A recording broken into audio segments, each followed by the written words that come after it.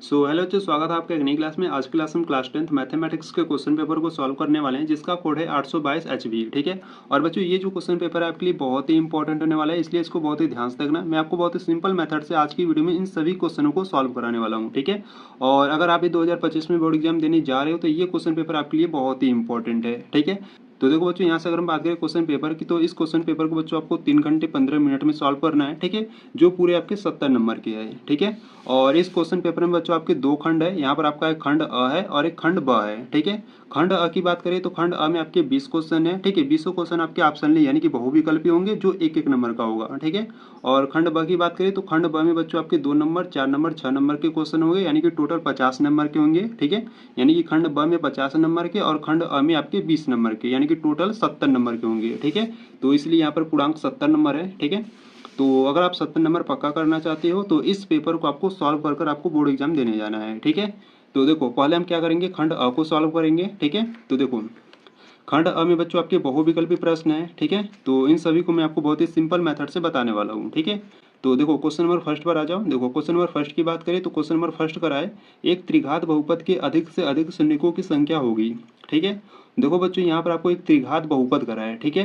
त्रिघात बहुपद यानी कि जिसमें चर की अधिकतम घात 3 होगी। ठीक है। तो जितनी आपकी अधिकतम घात होती है उतने ही आपके शून्यक होते हैं। ठीक है। तो इसका ऑप्शन नंबर कौन सा सही हो जाएगा? Option number B. ठीक है। ऑप्शन नंबर बी 3 है, तो ये आपका राइट आंसर हो जाएगा। ठीक है। क्वेश्चन नंबर सेकंड की बात करें तो क्वेश्चन नंबर सेकंड कराए कि संख्या 140 का अभाज्य गुणनखंड होगा। ठीक है। अब 140 का अभाज्य गुणनखंड आपको कर लेना है। ठीक है। तो चलो कर लेते हैं। देखो, यहाँ से अगर हम बात करें क्वेश्चन नंबर सेकंड की, ठीक है, 140 का आपको क्या करना है, अभाज्य गुणनखंड, यानी कि आपको लसा ले लेना है। ठीक है। पहले क्या करोगे, छोटी संख्या से काटो, पहले 2 से काटो। 2 से काटोगे तो 2 साते 14 और 0 बढ़ा लो। ठीक है। फिर 2 से कट रहा है तो 2 से काटो। 2 से काटोगे तो कितनी बार में कटेगा, 35 बार में। ठीक है। अब देखो, 2 से नहीं कटेगा क्योंकि इसका इकाई अंक 5 है। ठीक है। 3 से भी नहीं कटेगा, 4 से भी नहीं कटेगा, 5 से काटो। 5 से काटोगे तो 5 साते 35 और यहाँ से 7 एकम 7। ठीक है। यानी कि 140 को आप क्या लिख सकते हो, 140 को आप लिखोगे 2 गुणे 2 गुणे 5 गुणे 7। ठीक है। अब इसको सही रूप में लिख दो। 2 2 बार है तो इसको 2 के पावर 2 लिखोगे और यहाँ पर 5 गुणे 7। ठीक है। और ये आपका क्या हो जाएगा, आंसर। ठीक है। तो यहाँ पर आपका ऑप्शन कौन सा सही हो जाएगा, ऑप्शन नंबर सी आपका राइट आंसर हो जाएगा। ठीक है। तो चलो आ जाओ क्वेश्चन नंबर थर्ड की ओर। देखो, क्वेश्चन नंबर थर्ड की बात करें तो क्वेश्चन नंबर थर्ड कराए, भाज्य भाजक भागफल एवं शेषफल में संबंध होगा। ठीक है। तो बच्चों, इसका एक फार्मूला होता है। फार्मूला क्या होता है, भाज्य बराबर भाजक गुणे भागफल प्लस शेषफल होता है। ठीक है। तो इसका ऑप्शन नंबर आपका सी आपका सही हो जाएगा। ठीक है। क्वेश्चन नंबर 4 पर आओ। देखो, क्वेश्चन नंबर 4 कराया कि रैखिक समीकरण x plus 2y plus 5 is equal to 0 तथा -3x minus 6y plus 1 is equal to 0 के युग्म का हल है। ठीक है। तो बच्चों देखो, इसका आपको क्या करना है, हल फाइंड करना है। ठीक है। तो चलो इसको सॉल्व करते हैं। क्वेश्चन नंबर 4 को देखो, क्वेश्चन नंबर 4 की बात करें तो देखो बच्चों, यहाँ से आपको दो समीकरण दिया गया है। ठीक है। तो पहले इसको लिख लेते हैं। यहाँ पर आपको दिया है x plus 2y plus 5 is equal to 0। ठीक है। एक ये समीकरण है और एक आपको माइनस का 3x माइनस का 6y plus 1 is equal to 0। ठीक है। इस प्रकार से आपको दो इक्वेशन यानी कि समीकरण दिया गया है और इसका आपको क्या बताना है, युग्म का हल होगा। अब ये कैसा हल होगा ये आपको फाइंड करना है। ठीक है। तो पहले यहाँ से हम क्या करेंगे, a1 का मान फाइंड करेंगे। a1 का मान यहाँ पे देखो, x का गुणांक कुछ नहीं है तो यहाँ पर हम क्या करेंगे, 1 मानेंगे। तो यहाँ पर जो a1 का मान होगा वो 1 होगा। ठीक है। इसी प्रकार हम b1 को फाइंड करेंगे। b1 का मान यहाँ पर क्या होगा, 2 होगा। और c1 की बात करें तो c1 का मान यहाँ पर 5 है। ठीक है। इसी प्रकार इसमें आ जाओ। तो इसमें अगर हम बात करें a2 की, तो a2 का मान यहाँ पर माइनस का 3।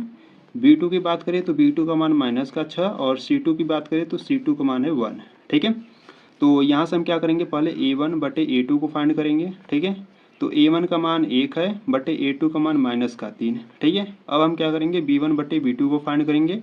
तो b1 का मान है 2 और बटे b2 का मान है माइनस का 6। ठीक है। देखो संख्या कट रही है, 2 एक कम 2, 2 3 6, यानी कि इसको भी सॉल्व करने पर कितना आ गया, माइनस का 1/3 आ गया। ठीक है। अब क्या करेंगे, c1 बटे c2 को फाइंड करेंगे। तो c1 का मान 5 है बटे c2 का मान 1 है। ठीक है। तो देखो बच्चों, यहाँ पर a1 बटे a2 b1 बटे b2 का जो मान है वो क्या है, आपका सेम है। ठीक है। पर ये c1 बटे c2 का मान आपका सेम नहीं है। ठीक है। यानी कि ये किस कंडीशन का है, ये a1 बटे a2 इक्वल में b1 बटे b2 not equal to c1 बटे c2 की कंडीशन का है। ठीक है। अब ये इस कंडीशन का आ गया तो इसका क्या होता है, आपका इसका आपका कोई भी हल नहीं होता है। ठीक है। यानी कि जब इस कंडीशन का आता है तो इसका कोई हल नहीं होता है, ठीक है, कोई हल नहीं होगा, ठीक है। अगर इस कंडीशन का आता है बच्चों तो इसका कोई भी हल नहीं होता है, ठीक है। और ये कैसी रेखाएं होती है, ये आपके समांतर रेखाएं होती है, ठीक है। तो इन सभी को भी आपको ध्यान देना है, ठीक है। तो इसमें देखो ऑप्शन कौन सा सही होगा, पहला ऑप्शन अद्वितीय है, दो हल होंगे, अपरिमित रूप से अनेक हल, डी कराए उपयुक्त में से कोई नहीं। तो ये ऑप्शन नंबर डी आपका सही हो जाएगा, ठीक है, क्योंकि इसका कोई हल नहीं है और इस दोनों ऑप्शन में आपका कोई है नहीं, ठीक है। तो इसीलिए ये जो ऑप्शन नंबर डी है ना, ये आपका राइट आंसर हो जाएगा क्वेश्चन नंबर 4 का, ठीक है।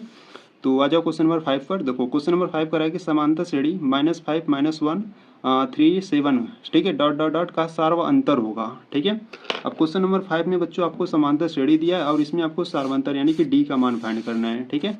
तो देखो यहाँ से बात करें क्वेश्चन नंबर 5 की। क्वेश्चन नंबर 5 आपको एपी यानी कि समांतर श्रेणी आपको दिया है इस प्रकार से, -5 -1, ठीक है, और 3 7, ठीक है, इस प्रकार से दिया है। और सार्वअंतर यानी कि डी का मान आपको फाइंड करना है, ठीक है। तो डी इज इक्वल टू क्या होता है बच्चों, डी इज इक्वल टू होता है A2 - A1, ठीक है। तो A2 का मान यानी कि दूसरे स्थान पर क्या है, -1 है, माइनस A1 का मान यानी कि जो पहले स्थान पर हो, ठीक है। A1 यानी कि पहले स्थान पर क्या है, -5, तो यहाँ पर हो जाएगा -5, ठीक है। यहाँ पर -1 माइनस माइनस आपका प्लस हो जाएगा, ठीक है। 5 में से 1 जाएगा तो कितना बचेगा, 4 बचेगा, ठीक है। यानी कि जो डी का मान है वो कितना आ गया, डी का मान हमारा 4 आ गया, ठीक है। तो ऑप्शन कौन सा सही हो जाएगा आपका, ऑप्शन नंबर आपका डी आपका सही हो जाएगा, ठीक है। तो क्वेश्चन नंबर 5 यहाँ पर कंप्लीट हुआ। क्वेश्चन नंबर 6 पर आ जाओ। क्वेश्चन नंबर 6 की बात करें तो क्वेश्चन नंबर 6 करेगी द्विघात समीकरण ax² + bx + c = 0 का विविक्तकर होगा, ठीक है। अब बच्चों इसका आपको विविक्तकर फाइंड करना है, ठीक है। यानी कि इसमें देखो आपको फार्मूला क्या होता है विविक्तकर का, उसी को आपको बताना है, ठीक है। तो विविक्तकर का फार्मूला क्या होता है, b² - 4ac होता है, ठीक है। तो ऑप्शन कौन सा आपका सही हो जाएगा, ऑप्शन नंबर सी आपका सही हो जाएगा, ठीक है। क्वेश्चन नंबर 7 पर आ जाओ। क्वेश्चन नंबर 7 कराए कि दो बिंदुओं 2,3 और 4,1 के बीच की दूरी होगी, ठीक है। तो चलो सॉल्व करते हैं क्वेश्चन नंबर 7 को। देखो यहाँ से अगर हम बात करें क्वेश्चन नंबर 7 की, ठीक है। तो बच्चों देखो यहाँ पर आपको दो बिंदु दिया है 2,3, ठीक है, और यहाँ पर एक बिंदु है 4,1, ठीक है। और इन दोनों बिंदुओं के बीच की दूरी आपको फाइंड करनी है, ठीक है। तो इस प्रकार से पहले मैं आपको फिगर बनाकर बताता हूँ, ठीक है। देखो यहाँ पर आपको 2,3 दिया है और यहाँ पर आपको 4,1 दिया है, ठीक है। इसको ए और इसको बी नाम दे देता हूँ, ठीक है। तो यहाँ से अगर हम बात करें दूरी सूत्र की, तो बच्चों दूरी का जो सूत्र होता है वो होता है आपका √ में x1 - x2 का होल स्क्वायर, ठीक है, और प्लस y1 - y2 का होल स्क्वायर, ये आपका दूरी का सूत्र होता है, ठीक है। तो इसमें क्या करेंगे, सभी मान को रखेंगे और ये जो होता है आपका x1 होता है, ये y1 होता है, ये x2 होता है, ये y2 होता है, ठीक है। तो यहाँ से हम क्या करेंगे, यहाँ से आपका हो जाएगा AB इज इक्वल टू √ में x1 का मान यहाँ पर देखो 2 है, माइनस x2 का मान आपका 4 है, ठीक है, स्क्वायर प्लस y1 का मान 3 माइनस y2 का मान 1, ठीक है, यहाँ पर स्क्वायर। तो यहाँ से AB इज इक्वल टू √ में देखो 2 - 4 है, ठीक है, यानी कि -4 में से प्लस का 2 जाएगा तो माइनस का 2 बचेगा, स्क्वायर लगा दो, प्लस 3 में से 1 जाएगा तो 2 बचेगा, ठीक है। तो यहाँ से क्या आ जाएगा, यहाँ से आपका आ जाएगा देखो -2 का स्क्वायर करोगे तो 4 आएगा, प्लस 2 का भी स्क्वायर करोगे तो 4 आएगा, ठीक है।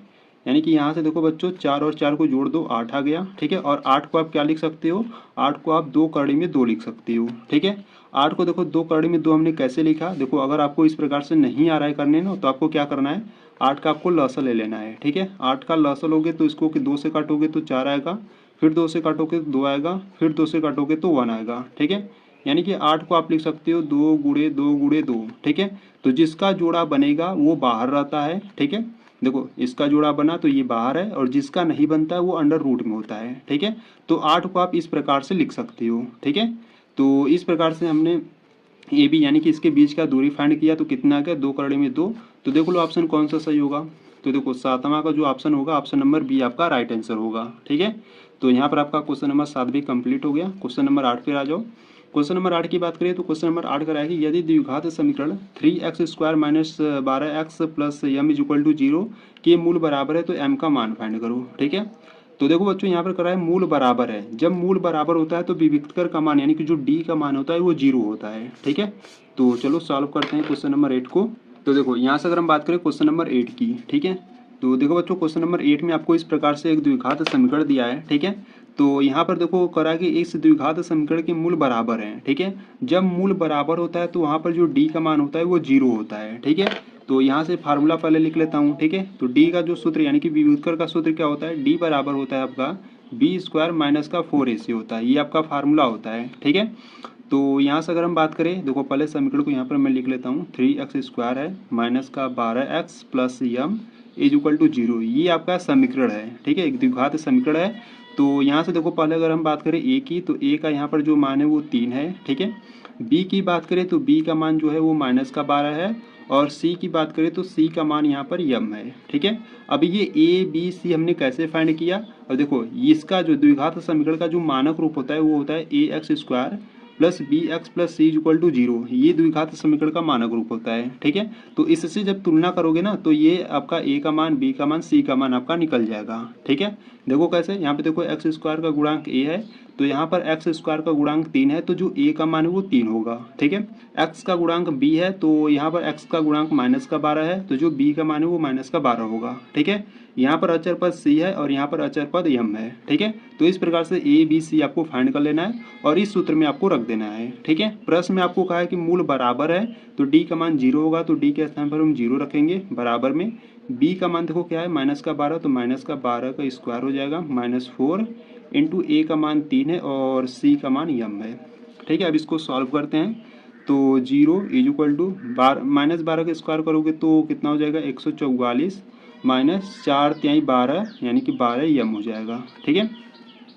-12 एम को इधर लाओ, तो -12 एम इधर आएगा तो प्लस का 12 एम हो जाएगा, बराबर में आपका 144 है, ठीक है। तो m इज इक्वल टू 144 और 12 गुणे में इधर आएगा तो बट्टी में हो जाएगा, ठीक है। और इसको काटो, देखो 12 कम 12, 12 बरह में कितना होता है आपका 144 होता है, क्योंकि 12 का स्क्वायर ही 144 होता है, ठीक है। तो बच्चों यहाँ पर जो m का मान है वो कितना आ गया, 12 आ गया, ठीक है। m का मान 12 आ गया, तो यहाँ से आपको m का मान फाइंड करना था, तो देख लो ऑप्शन नंबर कौन सा सही होगा, ऑप्शन नंबर डी आपका सही होगा, ठीक है।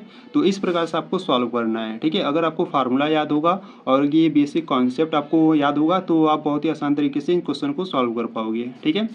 तो क्वेश्चन नंबर 8 आपका कंप्लीट हुआ। आ जाओ क्वेश्चन नंबर 9 पर। देखो क्वेश्चन नंबर 9 की बात करें तो क्वेश्चन नंबर 9 कराए कि एक समबाहु त्रिभुज ABC की भुजाएं 2a है, ठीक है, उसके प्रत्येक शीर्षलंब की लंबाई क्या होगी, ठीक है। अब आपको एक समबाहु त्रिभुज दिया है, देखो समझो पहले प्रश्न को। देखो यहाँ पर अगर हम बात करें क्वेश्चन नंबर 9 की, ठीक है, समबाहु त्रिभुज पहले यहाँ पर मैं बना लेता हूँ, ठीक है। इस प्रकार से आपको एक समबाहु त्रिभुज दिया है, ठीक है, जिसको मान लो इस नाम दे देता हूँ ABC, ठीक है। समबाहु त्रिभुज ABC की भुजा 2a है, ठीक है, यानी कि इसकी जो सभी भुजाएं हैं वो कितनी की है, 2a की है, ठीक है। यानी कि जो AB भुजा है वो 2a है, AC भी 2a है और BC भी 2a, क्योंकि ये समबाहु त्रिभुज है, ठीक है। और उसके प्रत्येक शीर्ष लंब की लंबाई आपको फाइंड करनी है, ठीक है। शीर्ष लंब आपका क्या होगा, इसी पर आपका एक शीर्ष लंब इस प्रकार से खींच दो, ठीक है, और इसी का आपका लंबाई, इसी लंबाई को आपको फाइंड करना है, ठीक है। तो मान लो ABC, इसको नाम दे देता हूँ D दे देता हूँ, ठीक है। तो AD को आपको क्या करना है बच्चों, AD को आपको फाइंड करना है, ठीक है। तो देखो अगर हम बात करें BC आपका 2a है, ठीक है, तो अगर हम BD की बात करें तो ये कितना होगा, ये आपका A होगा, ठीक है। यहाँ से यहाँ तक आपका A होगा, देखो यहाँ से यहाँ तक A होगा और यहाँ से यहाँ तक A, तभी तो आपका 2a हुआ है, ठीक है। तो इसी प्रकार से इसको A भाग में पहले इसको बांट देते हैं, ठीक है। अब देखो ये वाला पूरा भाग आपका कितना A है और ये वाला 2a है, और ये जो शेष लंब है बच्चों ये आपका 90 अंश का होगा, ठीक है। ये आपका कितना होगा, 90 अंश यानी कि 90 अंश का। तो इसमें हम क्या करेंगे, पाइथागोरस प्रमेय को लगा देंगे, ठीक है। तो यहाँ से हम ले लेंगे त्रिभुज ADC में, ADC में हम क्या करेंगे, पाइथागोरस प्रमेय लगा देंगे, ठीक है। पाइथागोरस प्रमेय से, पाइथागोरस प्रमेय यहाँ पर मैं बताता हूँ क्या होता है, आपको सूत्र याद होना चाहिए पाइथागोरस प्रमेय का। पाइथागोरस प्रमेय का कहता है कि कर्ण का स्क्वायर बराबर होता है लंब का स्क्वायर प्लस आधार का स्क्वायर, ये पाइथागोरस प्रमेय होता है, ठीक है। अब इसमें अगर हम बात करें कर्ण की, तो कर्ण देखो थीटा के सामने यानी कि 90 अंश के सामने वाला जो भुजा होता है वो आपका कर्ण होता है, ठीक है। हमेशा ये बच्चों ये ध्यान देना कि 90 अंश के सामने वाला जो भुजा हुआ वो कर्ण होगा, ठीक है। और मान लो यहाँ पर थीटा है, तो थीटा के सामने वाला भुजा जो होता है वो आपका लंब होता है, तो ये आपका लंब हो जाएगा, ठीक है, जिसको आपको फाइंड करना है। और ये जो DC बच रहा है ना, ये आपका आधार हो जाएगा, ठीक है। तो कर्ण क्या है, कर्ण आपका ए सी है जो आपका 2a है, तो यहाँ पर हम रखेंगे 2a और यहाँ पर स्क्वायर हो जाएगा बराबर में। लंब की बात करें तो लंब आपका क्या है ए डी, ठीक है। अब ए डी आपको फाइंड ही करना है, तो यहाँ पर ए डी का स्क्वायर हो जाएगा प्लस आधार की बात करें तो आधार आपका बी सी है जो कि आपका ए है, तो यहाँ पर ए का स्क्वायर हो जाएगा, ठीक है। आधार आपका डी सी है तो डी सी आपका क्या है ए, तो यहाँ पर ए का स्क्वायर हो जाएगा, ठीक है। तो अब इसको सॉल्व करो तो देखो यहाँ पर 2a का स्क्वायर, पहले 2 का स्क्वायर करोगे तो 4 हो जाएगा, a का करोगे तो a स्क्वायर, ठीक है, बराबर में ए डी स्क्वायर, ठीक है, और प्लस का इधर ए स्क्वायर। ए स्क्वायर को इधर लाते हैं तो यहाँ पर 4a स्क्वायर, इसको इधर लाओगे तो माइनस का A square is equal to A D square, ठीक है। 4a स्क्वायर में से माइनस का ए स्क्वायर करोगे तो कितना आ जाएगा 3a स्क्वायर बराबर में ए डी स्क्वायर, ठीक है। बच्चों देखो यहाँ पर स्क्वायर है, ठीक है, स्क्वायर हटाओगे तो ये अंडर रूट में चला जाएगा, ठीक है, अंडर रूट में जाएगा तो 3a स्क्वायर हो जाएगा बराबर में ए डी बचेगा, ठीक है। और देखो यहाँ पर ए स्क्वायर है, ठीक है। अब इसको अंडर रूट से बाहर निकालोगे तो यहाँ पर सिर्फ आपका क्या बचेगा अंडर रूट 3 तो अंडर रूट में रहेगा, ठीक है। ए स्क्वायर को जब बाहर निकालोगे तो ए आ जाएगा बराबर में आपका ए डी बचेगा, ठीक है। तो बच्चों यहाँ से जो ए डी का मान यानी कि जो शीर्ष लंब है वो कितना आ गया अंडर रूट 3a आ गया, ठीक है। तो देख लो ऑप्शन नंबर कौन सा सही होगा। तो यहाँ पर जो ऑप्शन नंबर सी है, ठीक है, 9वें क्वेश्चन का ऑप्शन नंबर जो सी है वो आपका राइट आंसर होगा, ठीक है। तो इस प्रकार से आपको क्वेश्चन नंबर 9 को करना था, ठीक है। आ जाओ क्वेश्चन नंबर 10 पर। क्वेश्चन नंबर 10 की बात करें तो क्वेश्चन नंबर 10 करा है कि निम्नलिखित सारणी का माध्य होगा, ठीक है। अब इस प्रकार से आपको वर्ग अंतर बारंबारता आपको दिया गया है और इसमें आपको माध्य फाइंड करना है, ठीक है। तो चलो क्वेश्चन नंबर 10 को देखते हैं। देखो यहाँ से अगर हम बात करें क्वेश्चन नंबर 10 की, ठीक है, तो देखो बच्चों जो क्वेश्चन नंबर 10 है ना, इस प्रकार से पहले मैं सारणी बना लेता हूँ, ठीक है। तो देखो यहाँ से अगर हम बात करें तो यहाँ से आपको वर्ग अंतराल दिया है, ठीक है, और यहाँ से आपको बारंबारता यानी कि एफ दिया है, ठीक है। तो यहाँ से हम क्या करेंगे, यहाँ से हम एक्स और एफ एक्स को फाइंड करेंगे, ठीक है। तो इस प्रकार से मैं बना लेता हूँ, ठीक है। देखो वर्ग अंतराल जो बच्चों आपको दिया है वो आपको 1 से 3 दिया है, ठीक है, 3 से 5 दिया है, 5 से 7, 7 से 9 और 9 से 11, ठीक है। इस प्रकार से आपको वर्ग अंतराल दिया गया है और बारंबारता यानी कि जो यफ है वो आपको दिया है 3 दिया है, 2 4 2 3, ठीक है। इस प्रकार से आपको बारंबारता दिया गया है, ठीक है। तो बच्चों यहाँ से हम क्या करेंगे एक्स को फाइंड करेंगे, ठीक है। तो एक्स देखो कैसे फाइंड करेंगे, देखो यहाँ पर जो अंतराल है, ठीक है, देखो 1 और 3 के बीच का कितना अंतराल है 2 का, ठीक है। तो यहाँ पर एक्स कितना आ जाएगा 2 आ जाएगा, ठीक है, 2 का अंतराल है तो इसमें हम क्या करेंगे 2 का अंतराल से लिखते जाएंगे, ठीक है। तो 2 हो गया, 4 6 8 10 हो जाएगा, ठीक है। इसी प्रकार से एफ एक्स को भी फाइंड कर लेंगे। एफ और एक्स का यहाँ पर मल्टीप्लाई करेंगे तो देखो 3 और 2 का जब मल्टीप्लाई करोगे यानी कि गुणा करोगे तो 3 दूना 6 हो जाएगा, 2 गुणे 4 करोगे तो 8 हो जाएगा, ठीक है, 4 गुणे 6 करोगे तो 24 और 2 गुणे 8 करोगे तो 16 एंड 3 गुणे 10 करोगे तो 30 हो जाएगा, ठीक है। तो इस प्रकार से पहले आपको एक्स और एफ एक्स को फाइंड कर लेना है, ठीक है। इतना करने के बाद आपको क्या करना है बच्चों, यहाँ से आपको सिग्मा एफ यानी कि एफ को ऐड कर लेना है और सिग्मा एफ एक्स यानी कि एफ एक्स को ऐड कर लेना है यानी जोड़ लेना है, ठीक है। तो पहले एफ को जोड़ते हैं, देखो 3 2 5, ठीक है, 5 4 9 9 2 11 11 3 आपका 14 हो जाएगा, ठीक है। एफ एक्स की बात करें तो एफ एक्स को जोड़ो, देखो 6 8 कितना हो जाएगा आपका 6 8 14, ठीक है, 14 और 24 14 और 24 38 38 और 16 आपका हो जाएगा 54 54 और 30 आपका 84, ठीक है। तो यहाँ से आपका एफ 14 आ गया और एफ एक्स 84 आ गया, ठीक है। आपको क्या फाइंड करना है, आपको यहाँ से माध्य फाइंड करना है, ठीक है। तो यहाँ से माध्य का फार्मूला होता है एक्स के ऊपर बार बराबर सिग्मा, ठीक है, सिग्मा एफ एक्स बटे एफ एक्स होता है, सॉरी सिग्मा एफ होता है, ठीक है, सिग्मा एफ एक्स बटे सिग्मा एफ होता है, ठीक है। तो सिग्मा एफ एक्स का जो मान है वो कितना है, यहाँ पर आपको 84 दिया गया है, ठीक है, यानी कि यहाँ पर इसको जोड़ने पर 84 आया और सिग्मा एफ को जोड़ने पर यहाँ पर 14 आया तो बट्टे में 14 हो जाएगा, ठीक है। तो 14 एकम 14 14 छंग 84 यानी कि जो माध्य है वो आपका कितना आ गया 6 आ गया, ठीक है। तो बच्चों माध्य आपका 6 आ गया तो ऑप्शन कौन सा सही हो जाएगा आपका, ऑप्शन नंबर डी आपका सही हो जाएगा, ठीक है। तो क्वेश्चन नंबर 10 का आपका option number D is right answer हो जाएगा, ठीक है। देखो यहाँ से बात करें क्वेश्चन नंबर 11 की, तो क्वेश्चन नंबर 11 करें कि साइन 27 अंश बटे कॉस 63 अंश का मान होगा, ठीक है। तो देखो बच्चों, जब आपको इस प्रकार से क्वेश्चन देना, देखो यहाँ पर 27 है और यहाँ पे 63 है, ठीक है। अगर दोनों को जोड़ने पर 90 आ जा रहा है तो जो उसका आंसर होगा वो 1 होगा, ठीक है। तो देखो 27 और 63 को जोड़ोगे तो 90 आ जाएगा, ठीक है। तो इसका आंसर क्या होगा, 1 हो जाएगा, जो कि ऑप्शन नंबर 1 आपका सही होगा, ठीक है। अगर दोनों को जोड़ने पर बच्चों इस प्रकार से 90 आता है तो आपको क्या करना है, एक वाले को टिक कर देना है, ठीक है। तो इसको मैं आपको सॉल्व कर कर बताऊंगा, ठीक है। क्वेश्चन नंबर 11 को देखो, यहाँ से अगर हम बात करें क्वेश्चन नंबर 11 की, ठीक है। क्वेश्चन नंबर आपको 11 दिया है साइन 27 अंश, ठीक है, और बट्टे में आपको दिया है कॉस 63 अंश, ठीक है। इसका मान आपको फाइंड करना है, ठीक है। तो देखो बच्चों, साइन 27 है और यहाँ पर कॉस 63 है, ठीक है। तो दोनों में से किसी को भी आपको चेंज कर लेना है, ठीक है। तो यहाँ से हम क्या करेंगे ना, साइन को हम चेंज करेंगे, साइन को हम क्या करेंगे, इसको हम कॉस में चेंज करेंगे, ठीक है। जब कॉस में चेंज करेंगे तो 90 माइनस कितना हो जाएगा, 27 हो जाएगा, और बट्टे में आपका कितना है, कॉस 63 अंश है, ठीक है। तो यहाँ से आपका ऊपर कितना आ जाएगा, कॉस 90 27, 90 में से 27 जाएगा तो 63 हो जाएगा, और बट्टे में आपका कितना है, कॉस 63 अंश है, ठीक है। तो दोनों कैंसिल आउट हो जाएगा तो आपका कितना आ जाएगा, 1 आ जाएगा, ठीक है। तो इस प्रकार से आपको क्वेश्चन नंबर 11 को सॉल्व करना था, ठीक है।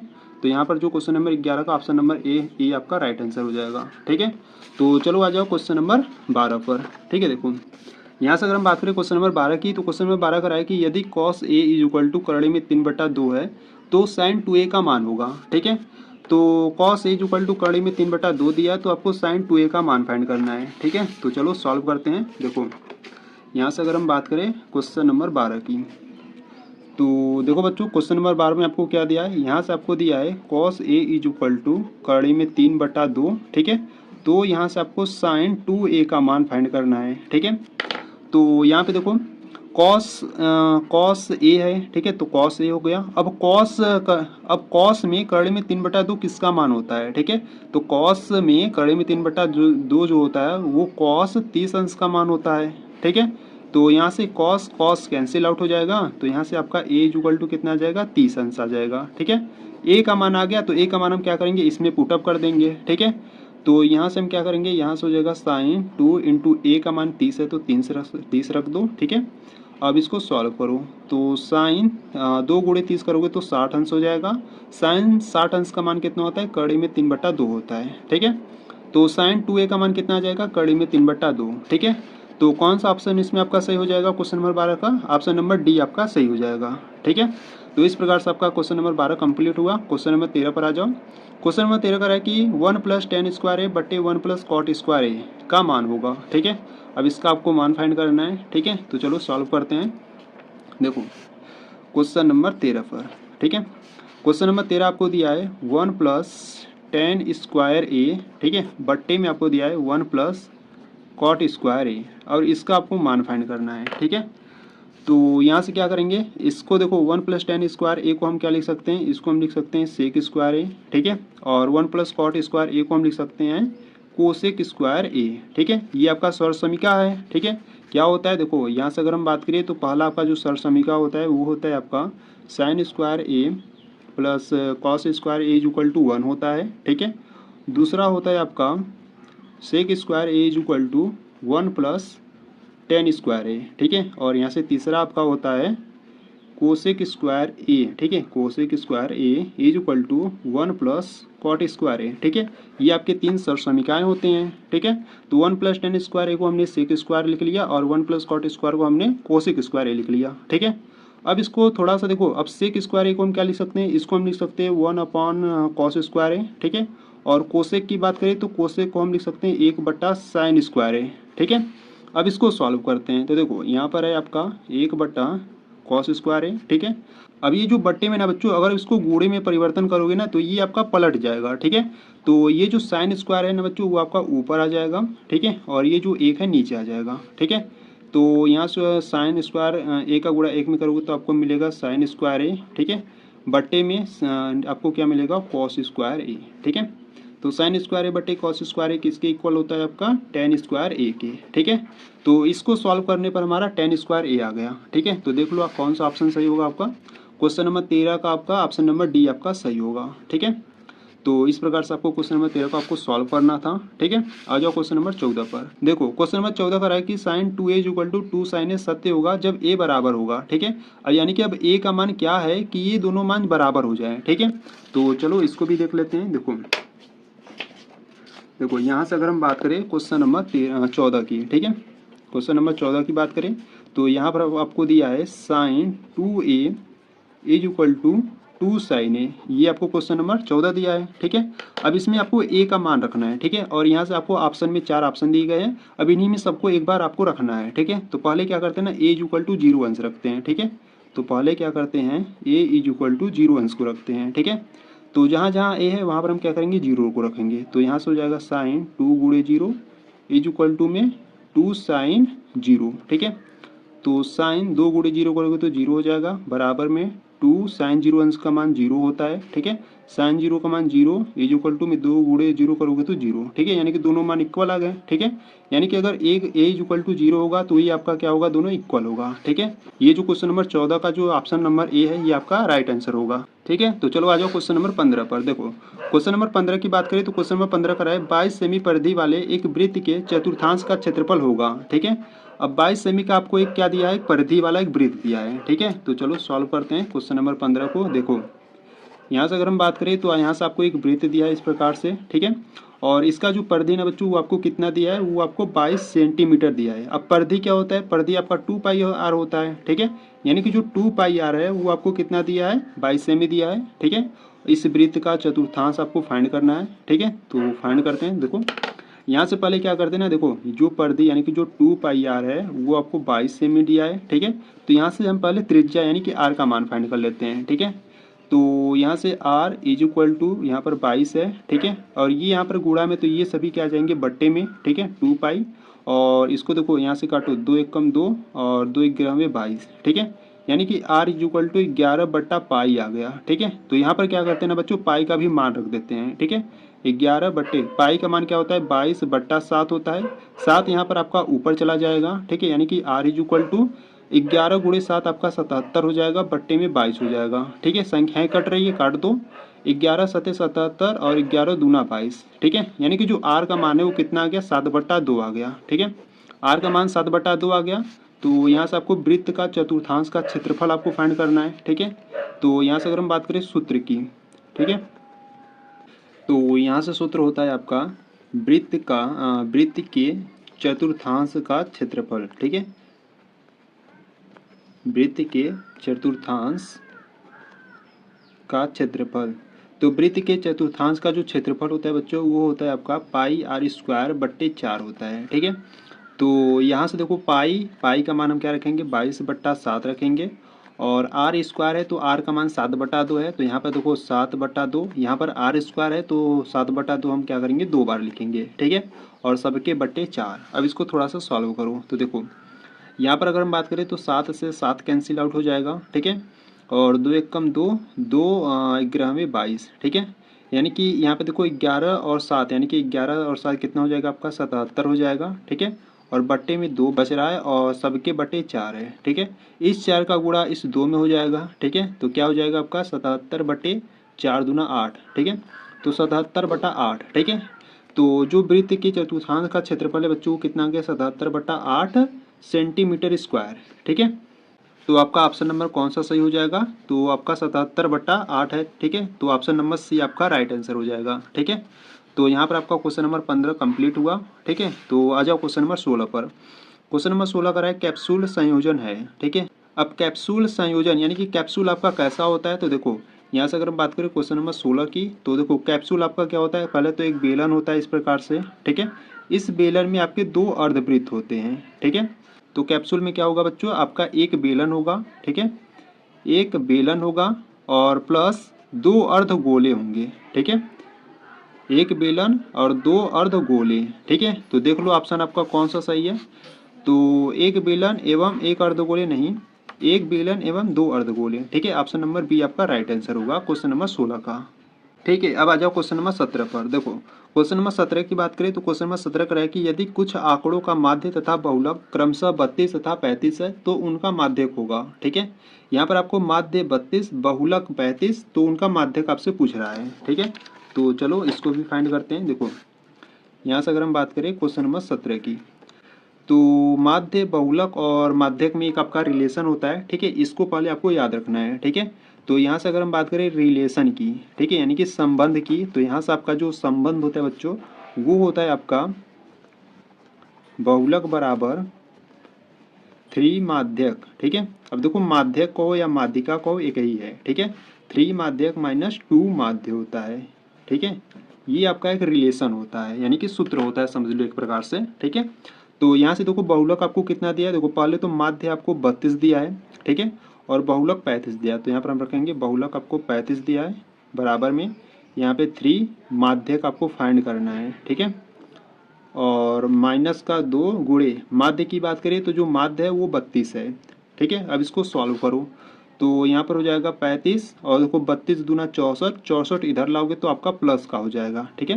इधर माइनस का है, इधर लाओगे तो प्लस का हो जाएगा, और बराबर में आपका बचेगा 3 माध्यक, ठीक है।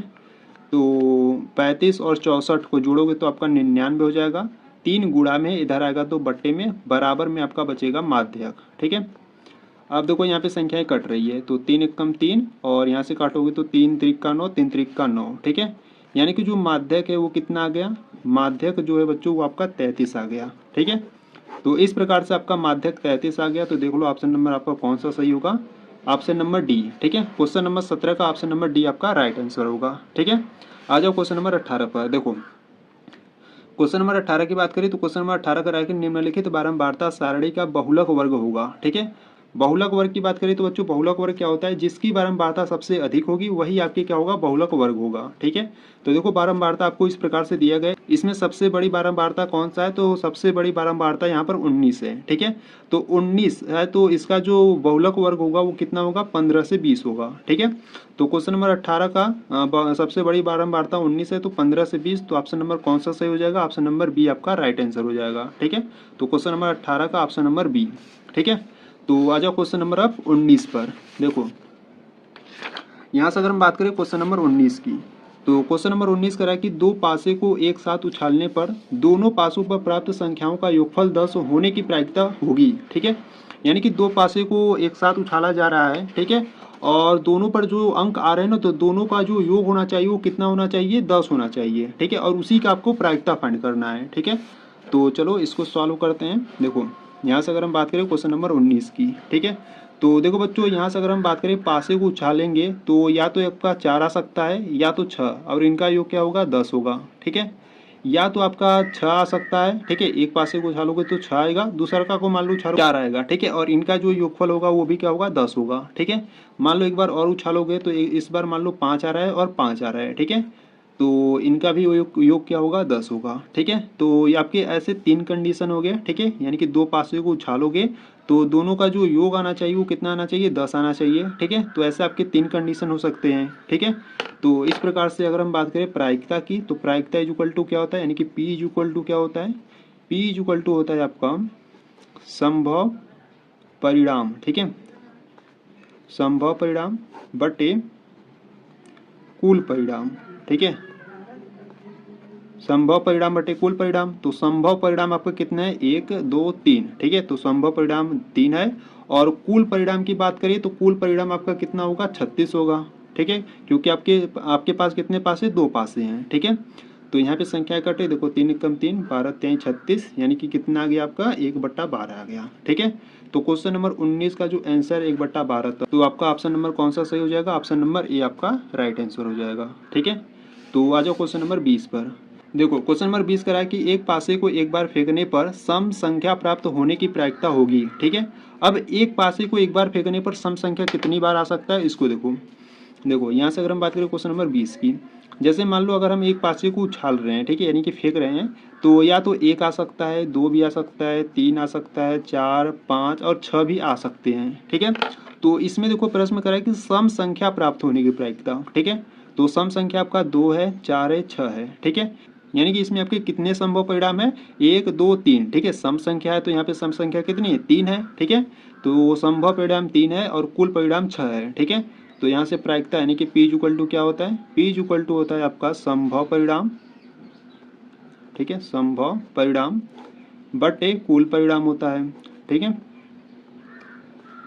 कुल परिणाम, तो संभव परिणाम कितने बच्चों, यहाँ पर 3 है और कुल परिणाम कितना है, 6 है। तो 3 एकम 3, 3 दूना 6, यानी कि जो प्रायिकता होगी वो कितना होगा, 1/2 होगा। ठीक है, तो इस प्रकार से आपको क्वेश्चन नंबर 20 को सॉल्व करना था। ठीक है, कितना आंसर है, 1/2, तो आपका ऑप्शन नंबर सी आपका राइट हो जाएगा। ठीक है, तो इस प्रकार से आपको सभी क्वेश्चन को सॉल्व करना था। ठीक है, तो यहाँ पर आपके 20 क्वेश्चन यहाँ पर आपके कंप्लीट हुए। ठीक है, अब इसके आगे आपका खंड ब है। ठीक है, तो बच्चों खंड ब को हम क्या करेंगे, नेक्स्ट वीडियो में सॉल्व करेंगे। ठीक है, आज की वीडियो में हमने खंड अ को पूरी तरीके से एकदम कंप्लीट कर लिया। अगर इसमें आपको किसी भी क्वेश्चन में डाउट है तो बच्चों आपको क्या करना है, कमेंट बॉक्स में आपको बता देना है। ठीक है, खंड ब की बात करें तो खंड ब को अगर आपको देखना है तो बच्चों आपको प्लेलिस्ट को चेकआउट कर लेना है, वहाँ पर मैं आपको सभी वीडियोज़ को प्रोवाइड करा चुका हूँ। ठीक है, तो आप प्लेलिस्ट में जाकर उन सभी वीडियो को देख सकते हो। ठीक है, तो अगर आपको ये वीडियो अच्छी लगी तो वीडियो को लाइक करना, चैनल पर नए तो चैनल को सब्सक्राइब कर देना। ठीक है, तो चलो मिलते हैं नेक्स्ट वीडियो में, तब तक के लिए जय हिंद, जय भारत।